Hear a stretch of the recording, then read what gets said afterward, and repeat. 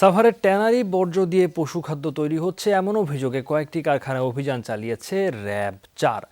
জড়িত ৮ জনকে বিভিন্ন মেয়াদে সাজা দিয়েছে র্যাব। দুপুর ১টা থেকে র্যাব 4-এর ভ্রাম্যমাণ আদালত অভিযান পরিচালনা করে। পরে জব্দ করা বিপুল পরিমাণ বিষাক্ত পশুখাদ্য তৈরির উপকরণ পুড়িয়ে ফেলা হয়।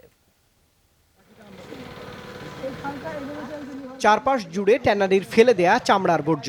অভিযোগ রয়েছে এসব পুড়িয়ে মেশানো হয় মাছ মুরগির খাবারের সাথে। চামড়ার বর্জ্যে রাসায়নিক উপাদান থাকায় বাড়ছে স্বাস্থ্য ঝুঁকি। সাভারের ভাকুরতা ইউনিয়নের আশপাশে গড়ে উঠেছে এমন অসংখ্য বিষাক্ত ট্যানারি বর্জ্যের কারখানা। অবৈধ এসব কারখানা বন্ধে অভিযানে নামে র্যাব। ৮ জনকে আটক করে দেয়া হয় বিভিন্ন মেয়াদের সাজাও। আইন অনুযায়ী ট্যানারি কোনো ধরনের হেভি মেটাল যুক্ত, বিশেষ করে ক্রোমিয়াম যুক্ত বর্জ্য দিয়ে আপনার কোনো ধরনের পোল্ট্রি ফিড তৈরি করা যাবে না। প্রায় 11,000 টনেরও বেশি এখান থেকে আমরা এই ধরনের পোল্ট্রি ফিড বা সামগ্রী আমরা জব্দ করেছি, যেটি একটা এই যাবৎকালে অভিযানের মধ্যে সবচেয়ে বেশি পরিমাণে কিন্তু আজকে আমরা এখান থেকে পেয়েছি। এটি 8 জনকে আটক করে 2 জনকে 1 বছর করে বিনাশ্রম কারাদণ্ড আদেশ করা হয়েছে এবং বাকি 6 জনকে 1 মাস করে কারাদণ্ড আদেশ করা হয়েছে।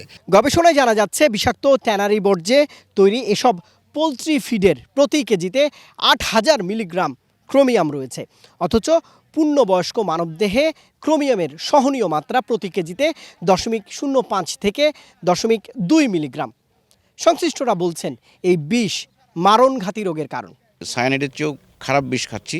সায়ানাইডের তৎক্ষণাৎ মৃত্যু হয়, এইটা আমাদের আস্তে আস্তে মৃত্যুর দিকে ধীরে ধীরে, বিশেষ করে বাচ্চাদের ডেভেলপমেন্ট হচ্ছে না, গ্রোথ হচ্ছে না, বাচ্চাদের ব্রেইন ম্যাচিউর হবে না। এটা খাওয়ার ফলে এটা আমাদের AMR অ্যান্টিমাইক্রোবিয়াল রেজিস্ট্যান্ট তৈরি হয়, অর্থাৎ কোনো অসুখ হলে পরে কোনো অ্যান্টিবায়োটিক কোনো কাজ করে না, কোনো ভাইরাল ডিজিজ এগেনস্টে কোনো কিছু কাজ করে না।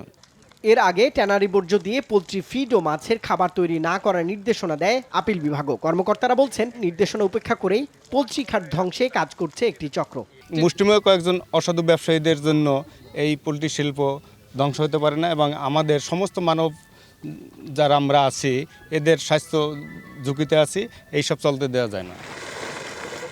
রুবায়েত হাসান, যমুনা নিউজ, ঢাকা।